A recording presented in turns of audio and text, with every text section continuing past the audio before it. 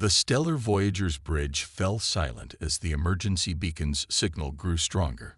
Captain Rajesh Sharma stood at the helm, his weathered face illuminated by the soft blue glow of holographic displays. 20 years of deep space exploration hadn't prepared him for what the sensors were showing. A spacecraft of unknown design, bleeding radiation and limping through space at sublight speeds. Analysis, Commander Watson. Rajesh's voice carried the weight of command, tempered by curiosity. Jennifer Watson, his XO and chief science officer, studied the readings with practiced precision. Sir, the vessel's architecture doesn't match any known species in our database. Energy signatures suggest significant battle damage. Life signs detected, but they're unusual. Unusual how? They're crystalline-based, Captain. Similar to silicon life forms theorized by our xenobiologists, but far more complex. The discovery should have been humanity's crowning achievement, first contact with an advanced alien civilization. Instead, the bridge crew watched in solemn silence as their ship's external cameras revealed the full extent of the damage to the alien vessel. Its hull, seemingly grown rather than constructed, bore deep scarring that pulsed with an eerie purple light. Opening hailing frequencies. Communications officer Zara Patil announced, her fingers dancing across the haptic interface. The response came not in words, but in a burst of crystalline harmonics that the ship's AI took several seconds to decode. Please, Sanctuary, they are coming. Rajesh straightened his uniform, a habit from his early days in the United Earth Space Force. This is Captain Rajesh Sharma of the UES Stellar Voyager. We stand ready to assist. Can you specify the nature of your emergency? The alien response came clearer this time, the ship's eye learning to interpret their unique communication method. I am Navigator Kristallos of the Luminara Collective. Our civilization, our home, destroyed. The harvesters came without warning. We are all that remain. The bridge crew exchanged glances. Humanity had always wondered if they were alone in the universe. Now they had their answer, but it came with a warning of something that could threaten their own existence. Permission to dock granted, Navigator Kristallos. Our medical team stands ready. The docking procedure revealed the true marvel of alien engineering. Despite its damage, the refugee vessel's adaptive hull merged seamlessly with the Stellar Voyager's docking collar, creating a perfect seal. Dr. Yuki Tanaka, the ship's chief medical officer, led the first contact team. What they found inside changed everything.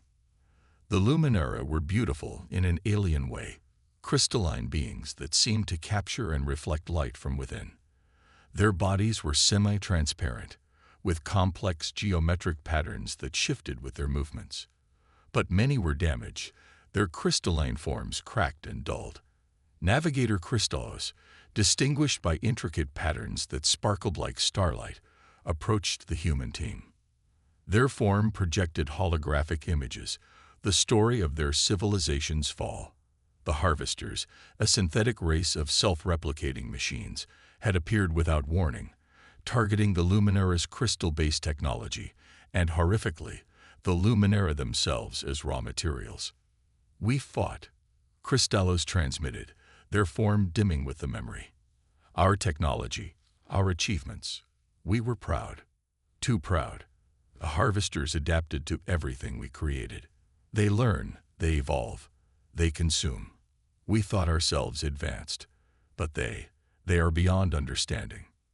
Dr. Tanaka's medical scans revealed the terrible truth. The purple scarring wasn't just damage, it was infection. Nanoscale machines were attempting to convert the very essence of the Luminara into more of themselves. How many survived? Rajesh asked, dreading the answer. From a civilization of billions, we are 317. Kristallos' form flickered with grief. We came to warn you. The Harvesters, they will come for Earth next. They always do. They consume all advanced civilizations they encounter. But you are different. Different how? Your technology, your methods, they are unpredictable. You still use projectile weapons alongside energy beams. You embrace chaos in your engineering. The harvesters struggle with unpredictability. It disrupts their adaptation protocols. Rajesh felt the weight of history settling on his shoulders. Humanity had always looked to the stars, hoping to find friends among them. Instead, they found survivors bearing a warning of extinction. Navigator Christos, on behalf of Earth, I offer you and your people sanctuary. But I need everything you know about these harvesters. If they're coming for Earth next, we need to be ready. The crystalline being's form brightened slightly. Hope, perhaps, in their alien way of expressing emotion. We will share all we know. Perhaps together we can stop what we could not alone. As the stellar Voyager altered course for Earth, Rajesh stared at the star-filled view screen. Humanity had dreamed of first contact for centuries. Now they had it, along with a terrible choice. Prepare for a war unlike any they'd fought before, or face extinction. The universe, it seemed, had a cruel sense of irony. The United Earth Defense Council chamber hummed with tension. Admiral Victoria Hayes stood before the assembled leaders, her holographic presentation showing the devastating footage from the stellar Voyager's encounter. Behind her, Navigator Crystallus's ethereal form cast shifting patterns of light across the chamber walls. The harvesters aren't just coming, Hayes declared, her voice steady despite the gravity of her words. Based on the Luminara's stellar calculations, they're already in our galaxy. We have months, not years. Director Eiichiro Tanaka of the Global Defense Initiative leaned forward, his cybernetic eye whirring as it processed the data. Their technological superiority is evident, but you're suggesting we don't try to match it. Exactly. Hayes gestured, and new images appeared. Ancient Earth weapons alongside modern ones. The Luminara tried to outthink the harvesters. They failed because their technology followed predictable, logical patterns. We humans have something they don't: controlled chaos.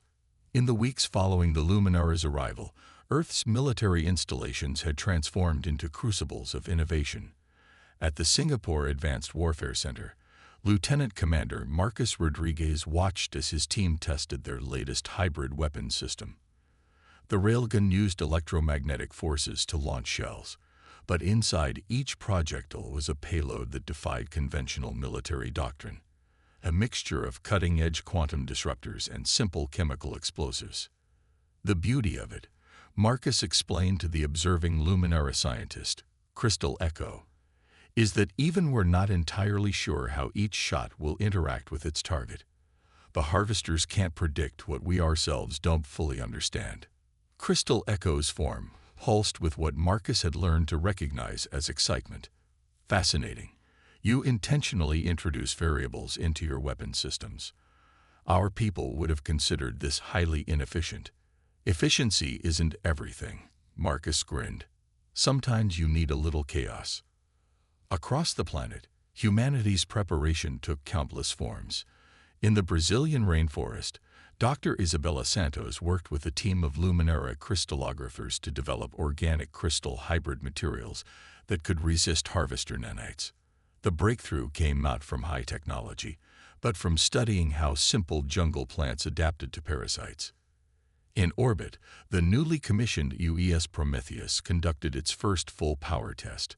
Captain Rajesh Sharma, promoted after his first contact mission, watched as his crew integrated Luminara crystal tech with human ingenuity. The ship's AI core, designed by Dr. Watson, now ran on quantum crystal matrices that operated on principles even its creators couldn't fully predict. Status report. Rajesh called out as the ship's systems came online. Zara Patel, now his XO, consulted her displays. Crystal drive is stable, sir. Though stable might be the wrong word. It's dancing. Dancing is good, Rajesh smiled. Dancing means the harvesters can't get a lock on our patterns. But not everything went smoothly. During a test of the new hybrid defense systems, a station in lunar orbit nearly destroyed itself when a crystal tech reacted unexpectedly with human electronics. The incident highlighted the dangers of their desperate race against time. Navigator Christos, watching Earth's preparations from the lunar observation post, shared their concerns with Admiral Hayes. Your people embrace risk in ways that both terrify and inspire us. But the harvesters, they learn from failure. Each defeat makes them stronger. Then we'll have to be stronger still, Hayes replied. And we'll have to win decisively when they come. The warning came sooner than anyone expected. Deep space monitoring stations, enhanced with Luminara sensors, detected the first harvester scouts at the edge of the solar system. They were probing, testing, learning.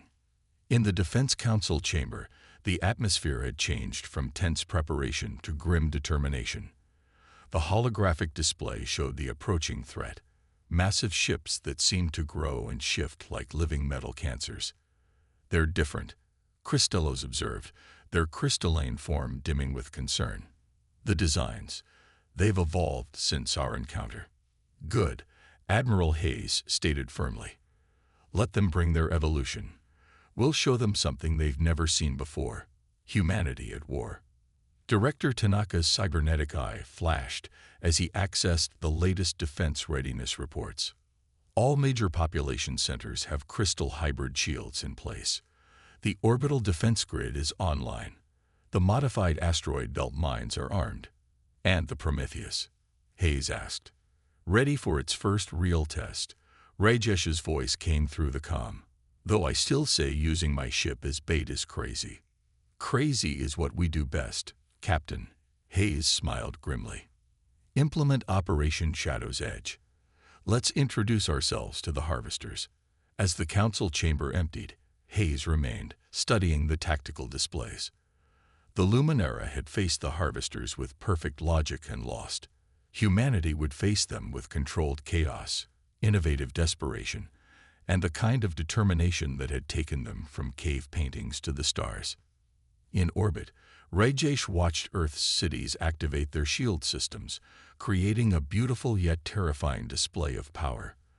The crystal hybrid technology made the shields ripple like auroras, unpredictable yet strong. Send the message to all ships, he ordered. Operation Shadow's Edge is go. Remember your training, trust your instincts, and give them hell. As the Prometheus moved into position, Rajesh thought about the irony of the situation. Humanity had always imagined first contact would lead to either peaceful cooperation or straightforward conflict. Instead, they had found themselves as the last hope of a dying race, about to fight an enemy that had destroyed civilizations far more advanced than Earth. But that was humanity's strength. They didn't need to be the most advanced. They just needed to be the most unpredictable, the most determined, and the most willing to break every rule in the book. The harvesters were about to learn why. The void between Mars and Jupiter erupted in a symphony of destruction. The harvester scout ships, sleek and deadly, moved with perfect precision through the asteroid belt until they hit the first of humanity's traps. Detonation confirmed, Lieutenant Lai Wei announced from her tactical station aboard the Prometheus. Quantum crystal mines performing exactly as unpredictably as designed, Captain. Rajesh watched as the hybrid explosives tore reality itself, creating localized anomalies that the harvester ships couldn't process fast enough to avoid. Their perfect formations broke apart, their adaptive shields fluctuating wildly as they tried to counter threats that defied their learning algorithms. They're reacting exactly as the Luminara predicted, Zara noted. Their entire defense system is based on analyzing and adapting to known patterns. But our weapons don't follow patterns, Rajesh finished. Signal the fleet. Execute Phase 2. From behind Mars's largest moon, Phobos, emerged the first wave of Earth's defenders. But these weren't the sleek, advanced warships the harvesters had faced before. The UEA's Thunderchild led a flotilla of vessels that looked like they'd been cobbled together from different centuries of human engineering. Admiral Hayes's voice crackled over the command channel. All ships, weapons free. Show them why humans are the galaxy's wild card. The battle that followed would be studied for generations. The Thunderchild opened fire with a barrage that mixed plasma torpedoes with simple kinetic rounds. When the harvesters adapted to one type of attack, they were hit by something completely different. Behind the main fleet, Specialized ships launched swarms of drones that operated on randomized protocols, making them impossible for the enemy to predict. Aboard the main harvester vessel, the collective consciousness experienced something new: confusion. Their databases held records of countless civilizations, all of which had followed logical progression in their technology. But these humans, they wielded quantum mechanics alongside chemical explosives, crystal technology alongside projectile weapons. The harvester ships began to adapt, their surfaces morphing to generate new defenses. But each adaptation left them vulnerable to another of humanity's chaotic innovations. Their learning algorithm is starting to show signs of strain, Dr. Watson reported from her science station. The crystal tech sensors indicate their response times are slowing. They can't process all our variables fast enough. Rajesh allowed himself a grim smile. Time for the killing stroke. Signal the Luminara vessels. From the shadow of Jupiter, the restored ships of the Luminara emerged. But these weren't the same vessels that had flooded their dying civilization. Under human guidance, they had been modified, their perfect crystal technology deliberately degraded and hybridized with human chaos. Navigator Christos, commanding the lead ship, transmitted to all frequencies. For our fallen worlds. The Luminara ships fired beams of pure crystalline energy, but the beams pulsed with human-engineered irregularities.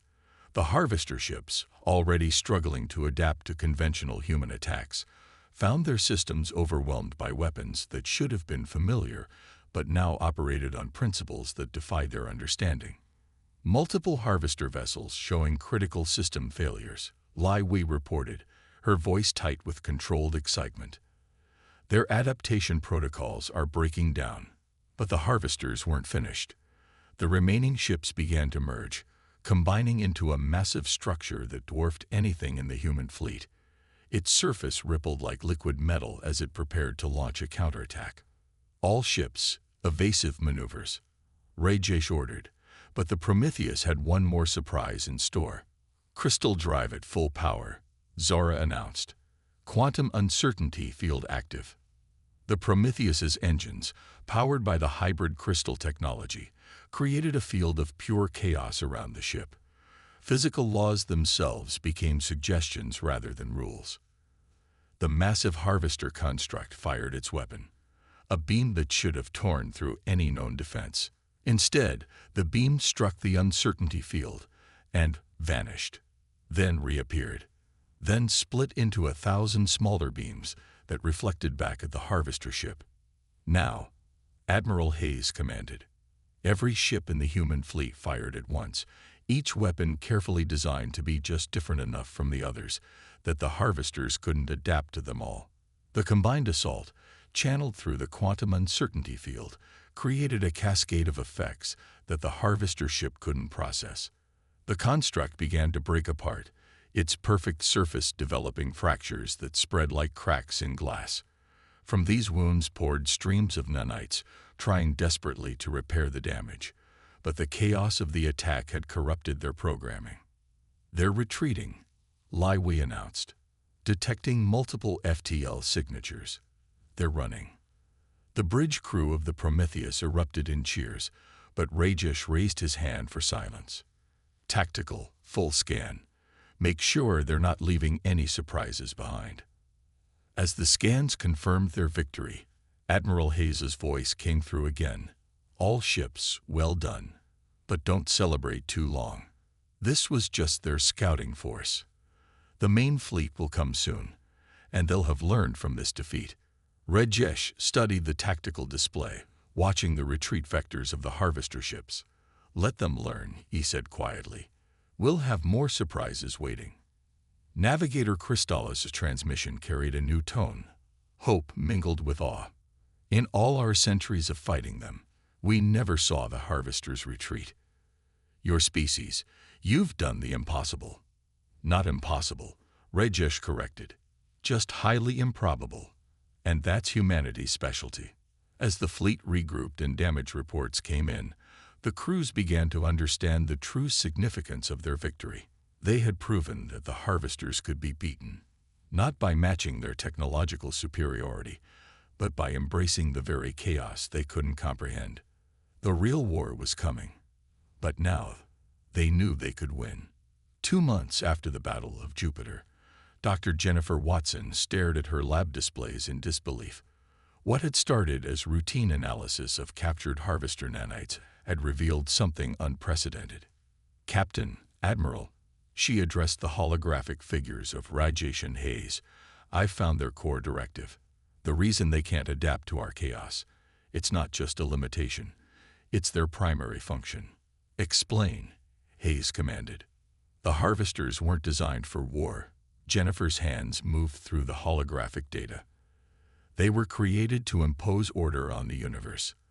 Their original programming compels them to seek out and eliminate chaos in all its forms. Every civilization they've destroyed was too predictable. They followed logical paths of technological development that the harvesters could understand and therefore consume." Rajesh leaned forward. "But human innovation?" "Exactly. We're not just fighting them. We're breaking their minds. Each encounter with our unpredictable methods corrupts their base programming a little more." The revelation sparked a daring plan. While Earth's fleets engaged the approaching harvester armada in conventional battle, a small team would attempt to exploit this fundamental weakness. The mission was dubbed Operation Chaos Seed. The team assembled aboard the stealth ship UES Trickster was unlike any in military history. Dr. Watson led the scientific component. Marcus Rodriguez brought his expertise in hybrid weapons. A squad of quantum programmers worked alongside Luminara crystallographers.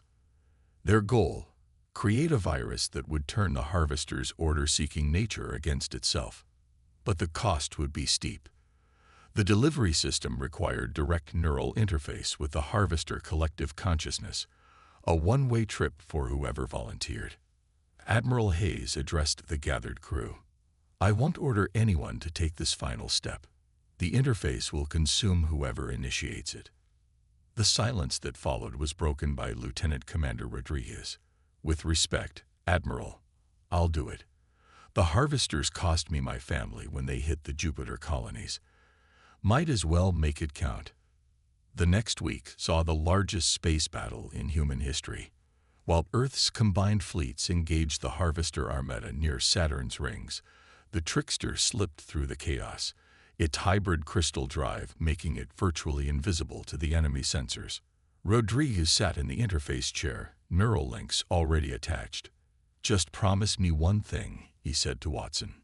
"Make it hurt them." "The virus will force them to experience true chaos," she replied, her voice tight with emotion. "Every bit of order in their system will be corrupted by randomness.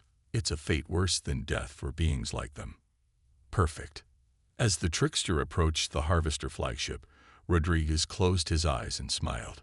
"See you on the other side of chaos." The interface activated, and Operation Chaos Seed began its final phase. The effect was immediate and catastrophic for both sides. As Rodriguez's consciousness merged with the harvester network, the virus spread like wildfire through their perfectly ordered systems, but no one had predicted the scale of the reaction. The harvester ships began to move erratically, their perfect formations dissolving into disorder. Some fired on their own allies, others simply shut down.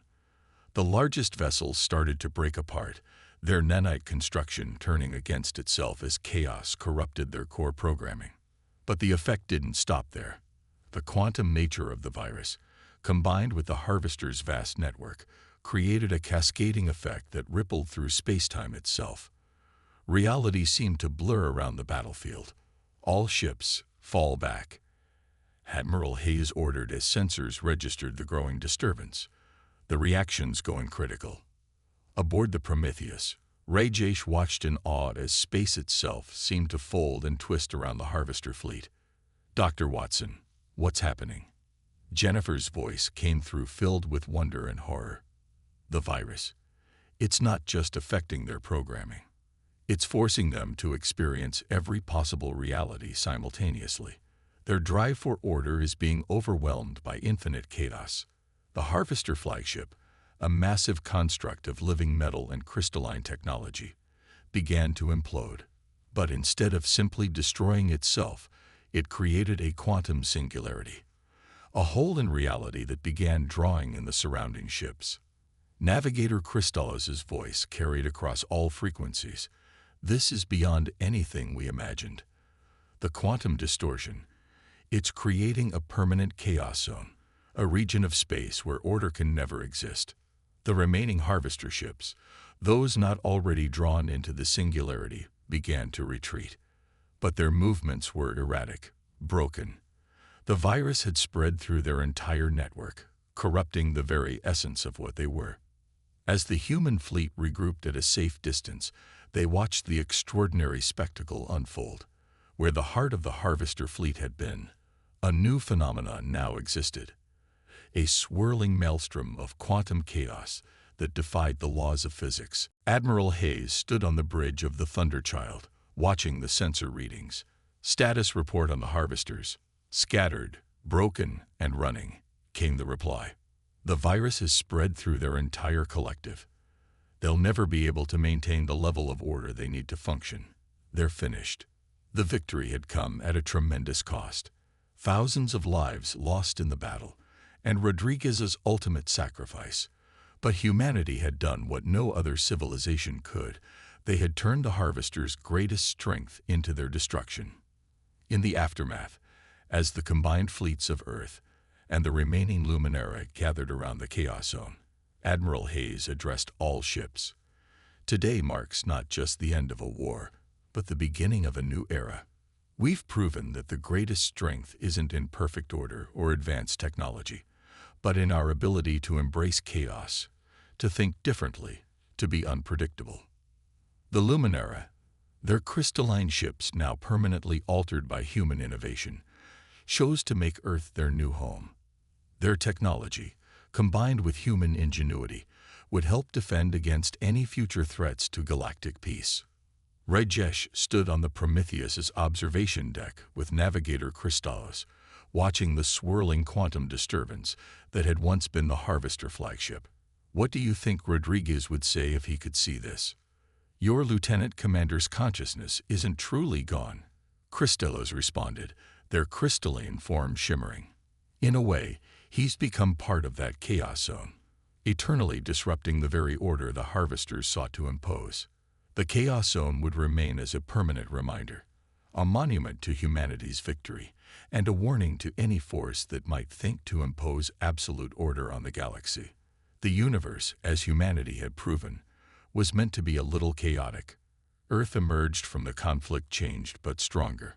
The integration of Luminara crystal technology with human innovation led to advances no one had thought possible. But more importantly, humanity had found its place in the galaxy, not as the most advanced civilization, but as guardians of the right to be different, to be unpredictable, to be free. Admiral Hayes' final log entry summed it up perfectly. In seeking to eliminate chaos, the Harvesters created their own destruction. In embracing chaos, humanity found its greatest strength. Perhaps that's the ultimate lesson. The universe doesn't need order to be beautiful. Sometimes, the most beautiful things come from letting chaos dance. The stars seemed to shine a little brighter that day, as if celebrating the triumph of chaos over perfect order, of humanity's wild spirit over cold logic. The galaxy would never be the same, and that was exactly how it should be.